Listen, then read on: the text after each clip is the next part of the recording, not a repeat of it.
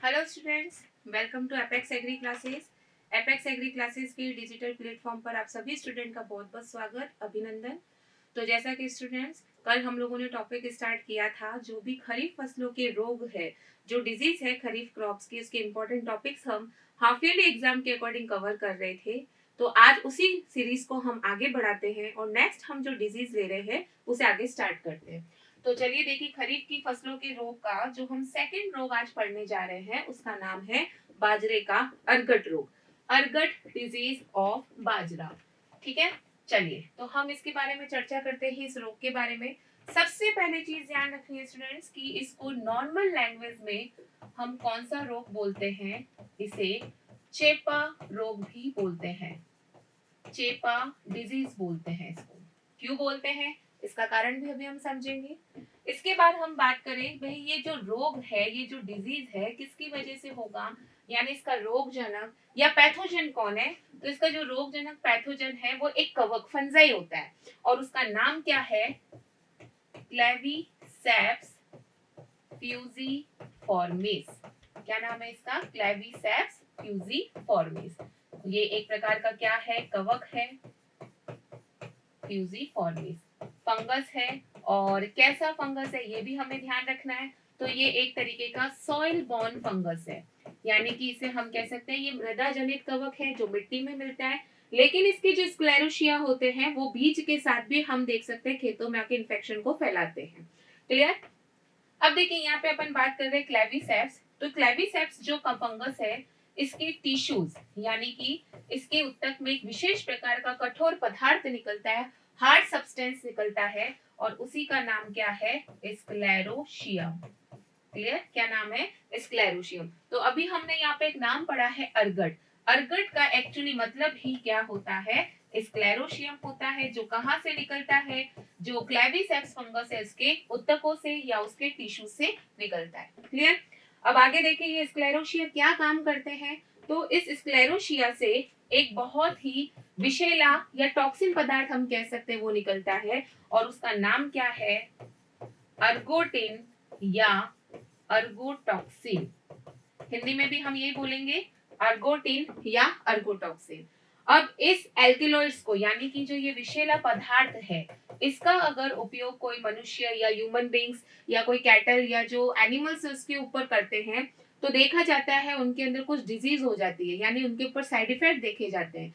तो ह्यूमंस के अंदर, एनिमल्स के अंदर इसके सेवन से, इसके यूज से उनके अंदर जो डिजीज या जो रोग होगा उस रोग का नाम क्या है, अर्गोटिज्म। अर्गोटिज्म नाम है। Clear student. तो यहाँ पे अगर हम दो चीजें की बात करें तो पॉइंट्स अगर अपन देखें, अर्गट क्या मतलब क्या होगा, तो अर्गट तो है डिजीज। क्लियर। फिर यहाँ पे बात करेंगे अर्गोटिन या अर्गोटिज्म क्या हो, सॉरी अर्गोटॉक्सिन क्या होगा, अर्गोटॉक्सिन। तो अर्गोटॉक्सिन को हम यहाँ पर क्या बोलेंगे, ये एक तरीके का एल्केलॉइड्स है। ठीक है, कैसा, टॉक्सिक एल्केलॉइड्स है। ठीक है, टॉक्सिक एल्केलॉइड्स यानी विषैला पदार्थ है। अच्छा, ये जो रोग हो रहा है ये किसमें हो रहा है, इन बाजरा, बाजरे में हो रहा है। और एक और हमने अभी वर्ड पढ़ा है उसका नाम है अर्गोटिज्म। तो अर्गोटिज्म जो है वो डिजीज किसके अंदर होगी, ये डिजीज होती है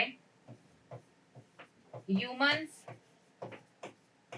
एंड एनिमल्स के अंदर, ये डिजीज देखी गई है ह्यूमंस एंड एनिमल्स के अंदर। क्लियर। तो ये आपको ध्यान रखना, अगर आपसे पूछे अर्गोटिज्म क्या है तो ह्यूमन और एनिमल्स में बाजरे के जो इन्फेक्टेड बाजरा उसके सेवन से जो डिजीज होगी उसे अर्गोटिज्म कहेंगे। अर्गोटॉक्सिन क्या है, कवक से निकलने वाला विषैला पदार्थ है, फंगस से निकलने वाला टॉक्सिक एल्केलॉइड्स है। और अर्गट है इसका मतलब स्क्लेरोशिया और ये डिजीज का नाम है जो बाजरे में होती है। चलिए, तो यहाँ तक हमने ये चीज को समझ लिया। अब अपन आगे बात करते हैं कि इसके लक्षण क्या होते हैं। तो इस डिजीज के दो लक्षण होते हैं, जिसमें पहला अगर हम इसका सिम्टम्स देखें उसका नाम है मधु बिंदु अवस्था। मधु बिंदु अवस्था जिसे हम कहते हैं हनी ड्यू स्टेज। नाम से ही पता चल रहा है जब ये कवक या जो फंगस है जैसे ही बाजरे के ऊपर जाके इन्फेक्शन फैलाएगा तो उसकी जो बाली है, ईयर है, उस पे पिंक कलर की, गुलाबी कलर की और शहद के समान यानी हनी लाइक यहाँ पे आपको कुछ बूंदे दिखाई देगी। क्लियर? और इसी अवस्था को हमने क्या नाम दे दिया है? मधुबिंदु अवस्था। तो ये अवस्था हम देख सकते हैं, जो हमें इसके ऊपर गुलाबी रंग के आपको इस तरीके से कुछ बिंदु दिखाई दे रहे होंगे। ये किसकी होती है? इसकी फर्स्ट स्टेज होती है। किसकी फर्स्ट स्टेज है? ये क्लेविसेप्स की। और ये सिम्टम्स किसके आपको दिखाई दे रहे हैं? इस डिजीज के। दूसरे सिम्टम्स की बात करें तो दूसरा सिम्टम्स जो है यहाँ पे हमें इस तरीके का दिखेगा और उसका नाम है स्क्लेरोशिया स्टेज। स्क्लेरोशिया अवस्था। और ये अवस्था या स्टेज हमें कब सीन होगी, कब दिखाई देगी? तो ये दिखाई देती है जो मधुबिंदु अवस्था है, यानी कि जो हनी ड्यू स्टेज है, हनी ड्यू स्टेज, इसके 10 दिन बाद दिखाई देती है। 10 दिन बाद ये अवस्था दिखाई देती है, जिसके ऊपर जो स्क्लेरोशिया है वो एकदम कैसे कलर के आपको दिखाई देंगे? गहरे भूरे रंग के यानी डार्क ब्राउन कलर के या काले रंग के आपको इसमें ये दिखाई देते हैं। और पूरी बाली पर ये फैले हुए दिखाई देते हैं, चिपके हुए दिखाई देते हैं। इसीलिए इस रोग का नाम हमने क्या रख दिया? चेपा रोग। क्लियर? चलिए, तो ये हमने इसके बारे में देखा कि जो अर्कट रोग है वो किसकी वजह से हो रहा है, रोगजनक की विशेषता क्या थी, उस पैथोजन की क्या कैरेक्टर्स थे, फिर इसके बाद इसके डिजीज के क्या सिम्टम्स है, क्या लक्षण है, इसकी चर्चा करी। अब हम आगे बात करेंगे कि अगर हमें इस रोग को कंट्रोल करना है, इसको रोकना है, तो कैसे हम इसको करेंगे? तो इसके लिए आपको हर डिजीज में, मैंने आपको कल भी एक बात बताई थी, हमें एक पॉइंट पढ़ना पड़ेगा, प्रबंधन, या जिसे हम क्या बोलते हैं? मैनेजमेंट। क्लियर? और पहला जो मैनेजमेंट हम देखेंगे वो हमेशा कौन सा? कल्चरल, जिसे हम क्या कहेंगे? शस्य प्रबंधन। और शस्य प्रबंधन में हम क्या लिख सकते हैं? या तो डीप प्लफिंग कर देनी चाहिए, यानी गहरी जुताई कर सकते हैं अपन, या बीज को है वो समय से पहले ही अगर अपन बो देते हैं, जिसे हम क्या कह सकते हैं? अर्ली सोइंग करनी चाहिए। तीसरी चीज, ऐसे यूज करने चाहिए सीड्स जिसके ऊपर स्क्लेरोशिया नहीं लगे हुए हो। प्लस अगर आपको इन्फेक्टेड पार्ट लगता है तो उसको रिमूव करके उसको हम जला सकते हैं। ये सारे पॉइंट्स जो मेन है आप इसमें मेंशन कर सकते हैं। देन इसके बाद अगर नेक्स्ट हम बात करें कल्चरल के बाद में दूसरा कौन सा पॉइंट इसमें आएगा स्टूडेंट? तो दूसरा जो इसमें पॉइंट आएगा वो है आप लोगों का रासायनिक प्रबंधन या केमिकल मैनेजमेंट। केमिकल मैनेजमेंट में ज्यादातर क्या होता है, हम केमिकल्स के नाम भूल जाते हैं। तो आपको ध्यान रखना है, जब ये किसी कवक से हो रही है, फंगस से हो रही है, तो जो फंगीसाइड्स के कुछ नाम है वो आपको ध्यान रखने हैं। जैसे अगर हम यहाँ पे बात करें तो कार्बनडाजिम हम काम में ले सकते हैं। कार्बनडाजिम हो गया या कॉपर ऑक्सीक्लोराइड हो गया। ये जो कवकनाशी फंगीसाइड्स है, इसको हम यूज में लेकर इस डिजीज से छुटकारा पा सकते हैं। ठीक है? तो ये तो हमने किसकी बात की है? इसकी रासायनिक प्रबंधन। फिर इसकी अगर हम बात करें तो नेक्स्ट हम कौन सा लेंगे? इसका जैविक प्रबंधन, जिसे हम क्या कहेंगे? Biological management. Clear? Biological management. और बायोलॉजिकल मैनेजमेंट में किस वे में हम इसको कंट्रोल करेंगे? बायोलॉजिकल वे में। तो यहाँ पे एक स्पेशल आपको ध्यान रखना है, एक फंजाई का नाम हम याद रखेंगे जो एमसीक्यू के अकॉर्डिंग भी बहुत इंपॉर्टेंट है, कि एक फंजाई है जो क्लेविसेप्स के स्क्लेरोशिया को कंट्रोल कर सकती है, और उसका नाम है फ्यूजेरियम शंभुसिनम। क्या नाम है उसका? Fusarium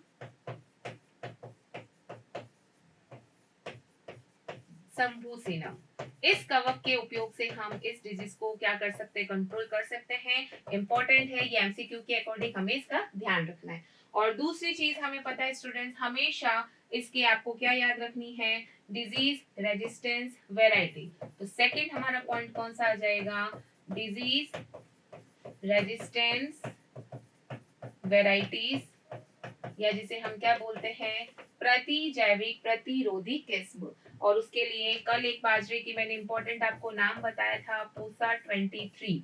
clear? और हम कौन सी ले सकते हैं? WCC 171 इंपॉर्टेंट है, ये किस्म आपको याद रखनी है। क्लियर? तो चलिए, इस डिजीज के बारे में हमने बात कर ली थी। कौन सी डिजीज थी स्टूडेंट? आज हमने कवर किया है बाजरे का अर्कट रोग। इसी तरीके से जो नेक्स्ट आप लोगों के जो इम्पोर्टेंट टॉपिक है उसको मैं कवर करूंगी। तब तक हमारी क्लास से जुड़े रहिए। Thank you.